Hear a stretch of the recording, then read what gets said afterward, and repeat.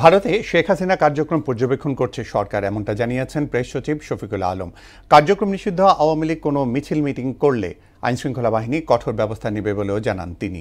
বিকেলে মাইলস্টোন ট্র্যাজেডির তদন্ত প্রতিবেদন জমার বিষয়ে আয়োজিত ব্রিফিংয়ে এসব কথা বলেন প্রেস সচিব। মাইলস্টোন স্কুলের বিল্ডিং রাজুকের নীতিমালা মেনে তৈরি হয়নি উল্লেখ করে বলেন, উড্ডয়নজনিত ত্রুটির কারণেই এমন দুর্ঘটনা। সুরাইয়া মুন্নির প্রতিবেদন।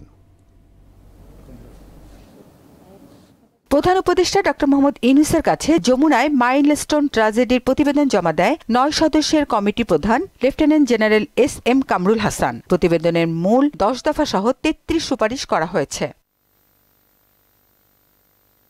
পরে ফরেন সার্ভিস একাডেমিতে সংবাদ সম্মেলনে এ নিয়ে কথা বলেন প্রেস সচিব শফিকুল আলম। বিমান বাহিনীর প্রশিক্ষণ ঢাকার বাইরে করা এবং রাজুকের অনুমতি ছাড়া ভবন নির্মাণ বন্ধে কমিটি সুপারিশ করেছে বলে উল্লেখ করেন তিনি। পাইলটের উড্ডয়নের ত্রুটির জন্য এই দুর্ঘটনা ঘটেছে। ট্রেনিং এর সময় উনি যখন ফ্লাই করছিলেন, পরিস্থিতি তার আয়ত্তের বাইরে চলে যায়।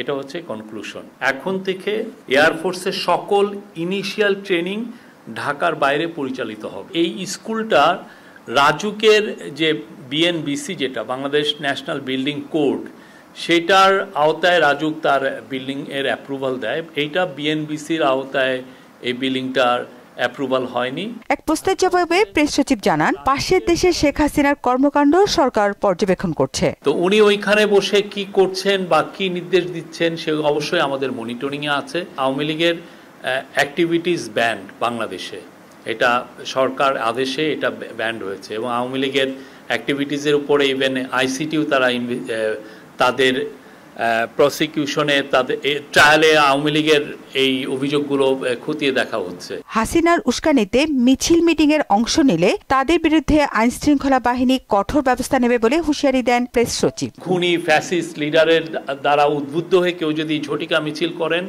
তাকে আইনের আওতায় আনা হবে। সুরাইয়া মুন্নি, মোহনা সংবাদ, ঢাকা।